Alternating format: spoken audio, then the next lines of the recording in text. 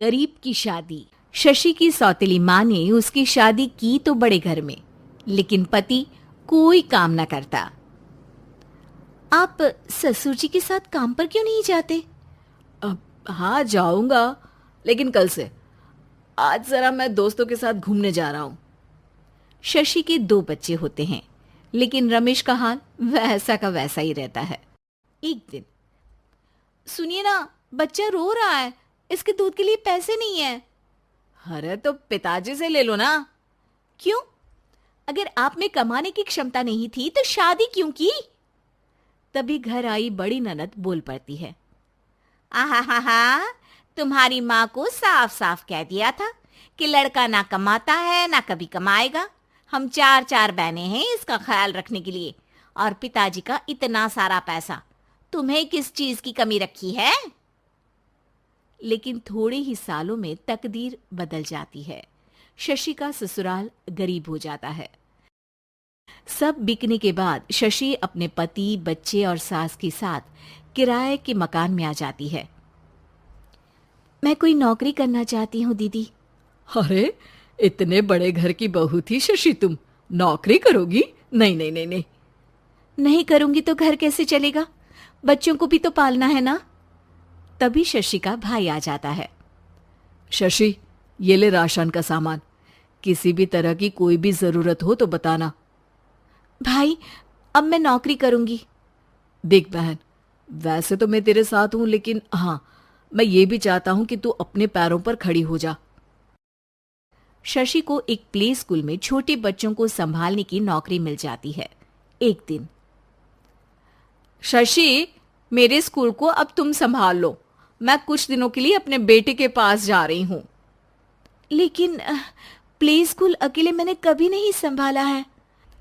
अब ये सब मैं नहीं जानती। इतने महीनों में तूने जो देखा, बस पूरे आत्मविश्वास के साथ उसे करना। शशि नीलम के जाने के बाद पूरे 1 महीने उसका स्कूल अकेले संभालती है, और फिर एक दिन आता है जब वो अपना खुद का स्कूल भी खोल लेती है। वाह शशि, तुमने आज मेरा सर गर्व से ऊंचा कर दिया। तुम्हारा यही आत्मविश्वास तुम्हें बहुत आगे ले जाएगा। नीलम, बहुत आगे जाने की चाह नहीं है, बस ये छोटा सा स्कूल मेरे बच्चों की अच्छी शिक्षा में मेरी मदद करे, यही मैं चाहती हूँ। शशि थोड़े थोड़े पैसों से ही अपना परिवार पाल रही थी। एक दिन उसके घर उसकी बड़ी ननद आती है। अरे भाभी, घर में कूलर तो लगा लेती, मेरी माँ को कैसे पंखे में लिटा रखा है। अरे तो शशि कौन सा एसी लगा कर सो रही है, वो भी तो यहीं रहती है ना मेरे पास। ज्यादा यहाँ आकर मेरी बहू को परेशान ना किया करो। हाँ हाँ, मुझे भी शौक नहीं है इस छोटे से घर में आने का। मैं तो बस ये बोलने आई थी कि मेरे बेटे की शादी है तो ननिहाल का जो नेग होता है वो ले आना। हाँ हाँ, जितना बनेगा कर देंगे, और ना हुआ ना तो वो भी नहीं करेंगे। तभी शशि बोल पड़ती है। अरे नहीं नहीं माँ जी, रीटा घर की बेटी है, उसके ससुराल वाले उससे शादी पर पूछेंगे कि मायके से क्या मिला।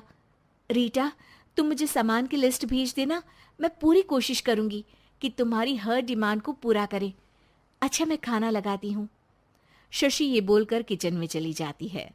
धीरे धीरे कर शशि किसी न किसी तरह अपनी सारी ननदों की डिमांड भी पूरी करती, बच्चों की ख्वाहिशें भी, और उनकी पढ़ाई के लिए पैसे जोड़ती। एक दिन जब शशि का बेटा 12वीं पास करके आता है। माँ, अब तुझे काम करने की जरूरत नहीं है, मैं अब कोई ना कोई नौकरी करके पढ़ाई भी साथ कर लिया करूंगा। शशि को लगता है कि बेटा और आगे पढ़ाई करे, लेकिन वक्त की मार के कारण वो बेटे को काम के लिए हाँ कर देती है। अब बेटा एक बैंक में चपरासी बन जाता है। लड़का देखने में तो बड़ा अच्छा है, अंग्रेजी भी पटर पटर बोलता है, फिर चपरासी क्यों? लड़का सारी बात मैनेजर को बता देता है। अच्छा, तो मैं तुझे एक मौका देता हूँ, तू यहाँ रहकर दूसरे डिपार्टमेंट का भी काम सीख। अगर तू किसी एक का भी काम अच्छे से सीख गया तो मैं तुझे यहाँ टेबल चेयर में बैठने वाली नौकरी दे दूंगा। लेकिन एक दिन शशि की ननद उसे फोन करती है। अरे भाभी, देखो मायका तो मेरा तुम लोगों से ही है। मैंने आपके बेटे और मेरे भतीजे प्रदीप के लिए यहाँ एक नौकरी देखी है, पूरे 5,000 मिलेंगे। वैसे करता ही क्या है, चपरासी ही तो है ना। कोई बात नहीं रीटा, मैं उसे इस शहर के बाहर नहीं भेजना चाहती हूँ। बाकी वो शाम को आएगा तो मैं पूछ लेती हूँ। वहीं प्रदीप मैनेजर की बात से खुश हो जाता है और मैनेजर के काम पर ही नजर रखने लगता है। वो उनकी तरह के पेपर पढ़ता, काम करता और आने वाले लोगों की बातें सुनता। एक दिन बैंक में ऑडिट वाले आते हैं। ये गलत है, पूरी बैलेंस शीट नहीं मिल रही है, कहीं ना कहीं गड़बड़ है। ए मैनेजर, क्या करते हो? बैंक के पैसों का हिसाब सही नहीं है। मैनेजर के पसीने छूट जाते हैं। तभी प्रदीप वहां जाता है। अब क्या मैं ये बैलेंस शीट देख सकता हूँ? अरे बेटा मजाक नहीं, जाओ पानी लेकर आओ एक गिलास। प्रदीप मैनेजर को पानी लाकर देता है और फिर ऑडिटर से कहता है, देखिए सर, मैं आपको बता सकता हूँ कि कैसे बैलेंस शीट को आप लोग गलत तरीके से जोड़ रहे हैं। ऐसा बोलकर प्रदीप एक एक कर सारे डाउट क्लियर कर देता है। अरे हाँ, ये तो पॉइंट हमने देखे ही नहीं थे। गुड, कौन है ये बच्चा? तभी मैनेजर बोल पड़ता है, अब हमारे यहाँ अकाउंट में नया आया है।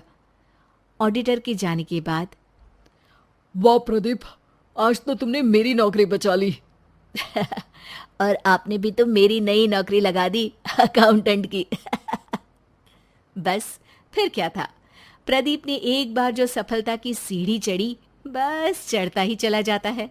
फिर एक दिन शशि की ननद, अरे भाभी कैसी हो? घर को तो बड़ा ही सुंदर चमका रखा है। अरे बेटी, कैसे आना हुआ? तू तो इस छोटे से घर में आना भी नहीं चाहती थी। कोई खास काम है क्या? अब हाँ, वो माँ, मेरा जो मजला बेटा है ना, वो अकाउंट से पढ़ाई कर रहा है, तो प्रदीप से बोलकर उसकी भी कहीं अच्छी नौकरी लगा दो ना। सास और शशि समझ जाते हैं कि कैसे पैसे आते ही लोगों के बात करने के तरीके से लेकर रिश्ते निभाने तक में बदलाव आ जाता है।